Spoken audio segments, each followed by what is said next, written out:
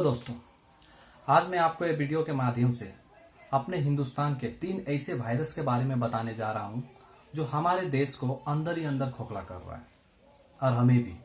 इनमें से पहला जो 2 वायरस है वो ज्यादा खतरनाक नहीं है। इनसे हमें लाभ भी हुआ है, हानि भी हुआ है और इनका एक्सपायरी डेट भी है। लेकिन तीसरा वाला वायरस जो बहुत ही खतरनाक है, इनसे हमें लाभ हुआ नहीं है और हानि तो इतना है कि बहुत ज्यादा हो चुका है और इनका एक्सपायरी डेट अभी तक हुआ नहीं है, लेकिन हम लोग इनका एक्सपायरी डेट कर सकते हैं।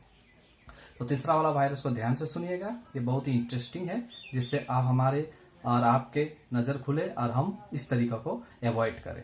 तो चलिए तीनों वायरस को एक एक करके बताते हैं। सबसे पहला वायरस आपको पता ही होगा, कोरोना वायरस। ये अभी हमारा मुल्क में ही नहीं, पूरा मुल्क में फैला हुआ है। अब इनसे क्या लाभ हुआ है वो हमें बता रहे हैं।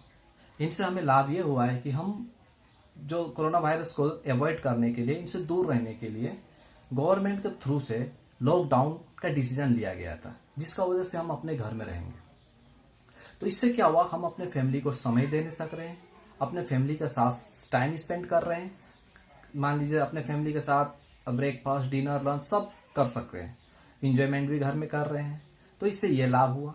दूसरा, हमें पॉल्यूशंस यानी कि कभी नॉइस पॉल्यूशन होता था, साउंड पॉल्यूशंस, ये चीज अभी सुनने को नहीं मिल रहा है। प्लस गंगा नदी के बारे में आपको पता ही होगा, ऐसा बहुत सारा नदी है जो अभी साफ हो गया है। यानी कि इसको साफ करने के लिए गवर्नमेंट पहले बहुत रुपए खर्चा कर चुका था, लेकिन हुआ नहीं था। लेकिन ये लॉकडाउन का थ्रू से ये साफ हो गया, तो ये फायदा हुआ। अब इससे हानिकारक क्या हुआ? हानिकारक यानी कि डिसएडवांटेज क्या हुआ? इससे हमें क्या हानि हुआ? करीब 3 लाख के आसपास में 3 लाख लोगों को अपना जान गंवाना पड़ा।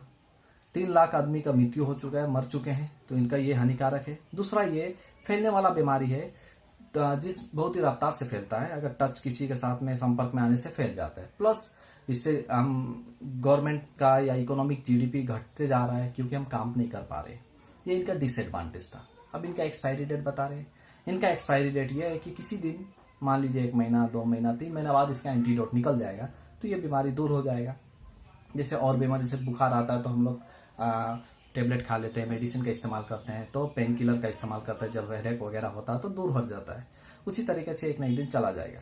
और इसको दूर करने के लिए कुछ नियम भी है, जैसे सैनिटाइजर का इस्तेमाल करना, सोशल डिस्टेंस मेंटेन करना। तो इससे लाभ भी बताएं, हानि भी है और एक्सपायरी डेट भी पता चल गया। लेकिन दूसरा वायरस है पॉलिटिकल वायरस, यानी कि राजनीति वायरस। अब राजनीति वायरस, चलिए हम हिंदुस्तानी का सभी का ये एक फंडामेंटल राइट है कि हम अपना राजनीति कर सकते हैं। ये हमारा फंडामेंटल राइट है, क्योंकि सेक्युलर डेमोक्रेटिक कंट्री है हम लोग, तो हम लोग अपना विचार रख सकते हैं। लेकिन but in the positive way, जिससे देश को कोई नुकसानी ना हो, न देश के लोगों को कोई नुकसानी ना हो। अब इनका लाभ मैं बता रहा हूं। राजनीति करने से क्या लाभ होता है? राजनीति करने से लाभ देख लीजिए क्या हो रहा है कि हम अपने देश के हिस्ट्री के बारे में जान ले सकते हैं कि हमारे देश कब आजाद हुआ, किससे आजाद हुआ, किससे लड़ाई हुआ था, किसके साथ लड़ाई हुआ था, अंग्रेज का साथ कब, पहले प्रधानमंत्री कौन, प्रेसिडेंट कौन था, और राष्ट्रीय पशु कौन है, राष्ट्रीय फल कौन है, ये सब के बारे में हम लोग जान सकते हैं। ये हमारे फायदा है राजनीति करने से। और हानिकारक क्या है इसका? डिसएडवांटेज ये है कि हम इसको इतना सीरियस ले लेते हैं कि हम लोग अपना अगेंस्ट पार्टी को अपना दुश्मन मान लेते हैं। और हम ये चाहते हैं कि हम जो पार्टी में हैं वही पार्टी में सब कोई करे, सब उसी को समर्थन दे। अगर ऐसा हुआ तो क्या होगा? मोनोपोली पावर क्रिएट होगा। और मोनोपोली पावर क्रिएट होगा तो एक शासन होगा, और एक शासन होगा तो अगर गवर्नमेंट गलत डिसीजन लेगा या फिर ऐसा कोई डिसीजन ले जिससे देश का हानिकारक हो, तो उसका अगेंस्ट में कोई है नहीं, तो आवाज कोई उठा नहीं सकता है। इसीलिए अगेंस्ट पार्टी होना भी बहुत जरूरी है। और ये अगेंस्ट पार्टी क्या बोले, जितने भी पार्टी है, चाहे आम आदमी पार्टी, कांग्रेस, टीएमसी, बीजेपी, सब अपने देश के ही पार्टी है। तो इसमें क्या हो, सब अपने ही देश की पार्टी है, तो हम किसी को भी सपोर्ट कर सकते हैं। लेकिन उसी को हमें सपोर्ट करना चाहिए जो देश को आगे बढ़ाए, देश को भविष्य बनाए, देश को जीडीपी, इकोनॉमी को स्ट्रांग करे, हर फील्ड में देश को स्ट्रांग करे। और इनका एक्सपायरी डेट भी होता है। एक्सपायरी डेट मान लीजिए इनका 5 साल का होता है। अगर कोई गवर्नमेंट अच्छा काम किया तो आने वाला और 5 साल में उनको चुना जाता है पब्लिक द्वारा, वोटिंग द्वारा। तो इनका लाभ, हानि और एक्सपायरी डेट बता दिया। अब चलिए आते हैं मजेदार और इंटरेस्टिंग फैक्ट के बारे में, जो है थर्ड वायरस, मतलब तीसरा वायरस, जिसको हम रिलीजियस वायरस का नाम दे रहे हैं, यानी कि धार्मिक वायरस। आप सभी को पता है, इसमें बताने वाला कोई बात नहीं, ये अंग्रेज का दिया हुआ है। आज से नहीं, ये वायरस से पहले से ही हम लोग लड़ रहे हैं। और ये इतना खतरनाक वायरस है कि हर एक के बाद ये हमारे सोचने का क्षमता को खत्म कर दे रहा है। हम हर जगह जाति विरोधी करने लगे हैं, जिससे देश का लाभ तो हो रहा नहीं रहा है, देश नुकसान में हो रहा है। अपने आप अपना भाईचारा में दरार पैदा हो रहा है। फॉर एग्जाम्पल, अगर हम किसी चीज को लेके बात करें, हर एक चीज का स्पेसिफिक नाम दिया हुआ है, हम उसको नाम का थ्रू से हमको करना चाहिए। जैसे अगर कोई हमें पूछे आपका नाम क्या है, तो हम बताएंगे हमारा नाम सद्दाम है। किस देश में रहते हैं? हम भारत देश में रहते हैं। इस तरीके से हर एक चीज का नाम दिया हुआ है। जैसे अगर मान लीजिए कोई चोरी की है, कोई चीज चोर में पकड़ा गया, तो हम उसको चोर बोलेंगे, चोर का नाम दिया जाएगा। अगर कोई डकैत किया तो डाकू बोला जाता है, मर्डर किया तो खूनी बोला जाता है, या फिर हेर फेर किया तो स्मगलर, रेप किया तो रेपिस्ट। ये क्रिमिनल नाम जो पर्टिकुलर पर्सन को अकॉर्डिंग टू देयर एक्ट, वो जैसा काम करे वैसे दिया जाता है। अच्छा काम करे तो अच्छा नाम दिया जाएगा। लेकिन हम क्या कर रहे हैं, ये सब नाम को, सब क्रिमिनल नाम को एक जगह मिला के हम उसमें जाति ढूंढ रहे हैं। चोरी हुआ तो उसमें जाति ढूंढते हैं, कोई डकैत किया उसमें जाति ढूंढते हैं, रेप किया तो उसमें जाति ढूंढते हैं। इससे क्या होगा, हमारे देश के आगे अंधेरा छा जा रहा है, और जो भी क्रिमिनल काम कर रहा है उनको फिर से बढ़ावा मिल जाएगा। उन्हें लगेगा अपना जाति तो सपोर्ट करता ही है, तो इससे क्या होगा, जात भी बदनाम होगा, देश भी बदनाम होगा। तो बेटर यह है कि क्रिमिनल जो है हम उसको क्रिमिनल एक्ट का थ्रू उसी नाम से और उसको उसी तरीका से पनिशमेंट देना जरूरी है। चलिए एक उदाहरण के साथ हम आपको समझा रहे हैं। जैसे आप किन्नर के बारे में जानते ही होंगे। किन्नर क्या होता है? किन्नर मतलब, अगर इसमें एक चीज आपको देखने को मिलेगा कि इसमें एक बहुत ज्यादा यूनिटी होता है।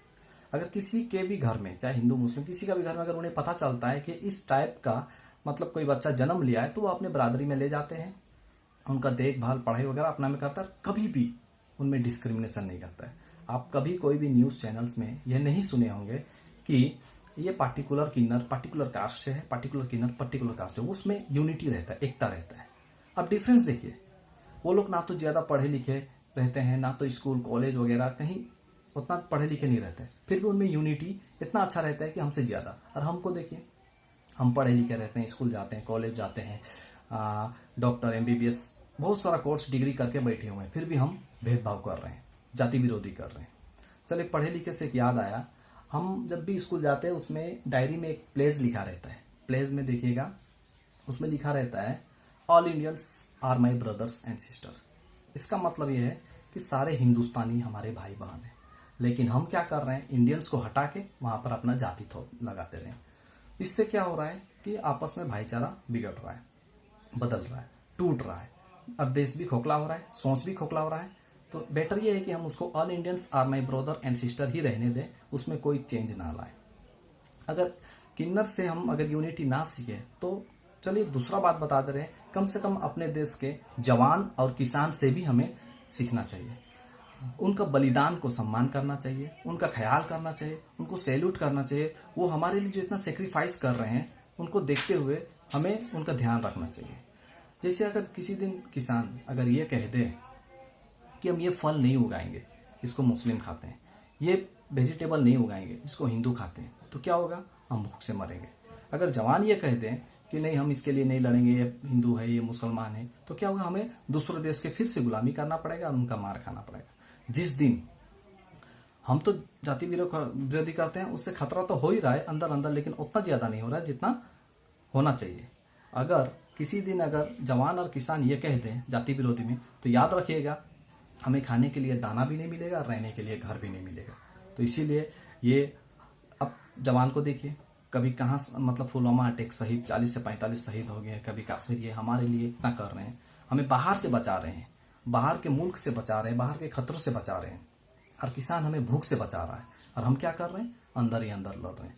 तो बेटर ये है कि हम इनका सम्मान करें।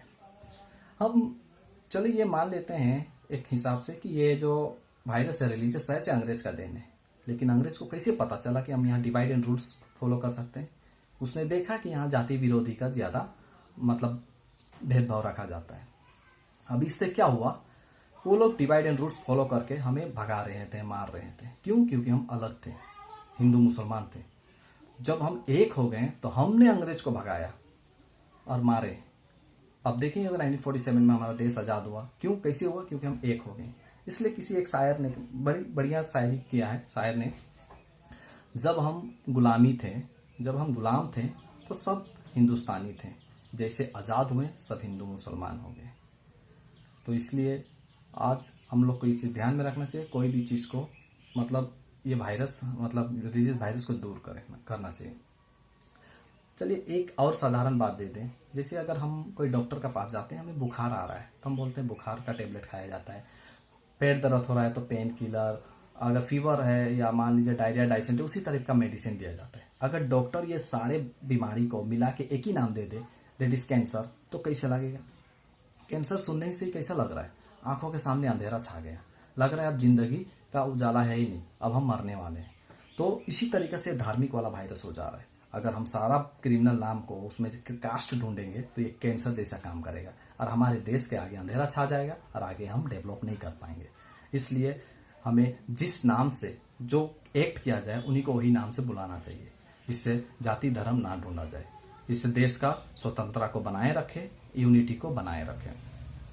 और अंत में, जैसे कि आज सबसे बड़ा महामारी आया हुआ है कोरोना वायरस, पता ही है। आज हम अगर इससे लड़ सकते हैं तो लड़ने का एक ही उपाय कि हम एक हो जाएं।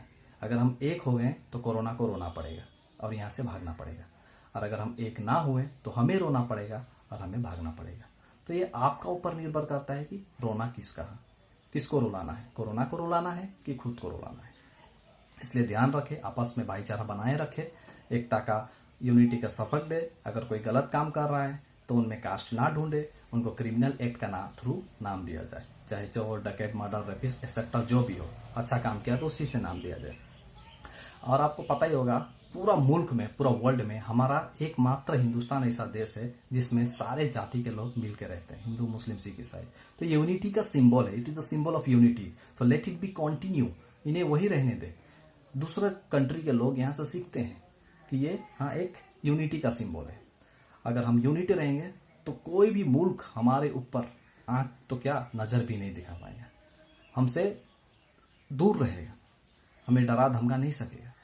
इसलिए बेटर ये है कि आप जो भी पार्टी से बिलोंग्स करते हैं, अलग बात है, आप संपर्क करें, लेकिन इसको पॉजिटिव वे में करें, इसको नेगेटिव में मत ले जाए। अपने अगेंस्ट पार्टी वो भी भाई है, उनको दुश्मन ना माने। आप देखे ही होंगे पॉलिटिकल में, अगर जो पार्टी जीत जाता है, अगेंस्ट पार्टी उसको कांग्रेचुलेशन के या कांग्रेस करता है। क्यों करता है? वो जानते हैं ये भी हिंदुस्तानी है, हम भी हिंदुस्तानी है। इसलिए हिंदुस्तानी एक एकता का सिंबल है, इन्हें बनाए रखिए और आपस में मिलजुल के रहिए। और आने वाला जो देश का जीडीपी, इकोनॉमी के सबको बढ़ाने के लिए सब भरपूर कोशिश करें। ऐसा कोई कार्य मत नहीं करना चाहिए या मत करें जिससे देश को नुकसानी होगा। देश को आगे रखें, देश को मुस्कुराइए। जय हिंद दोस्तों।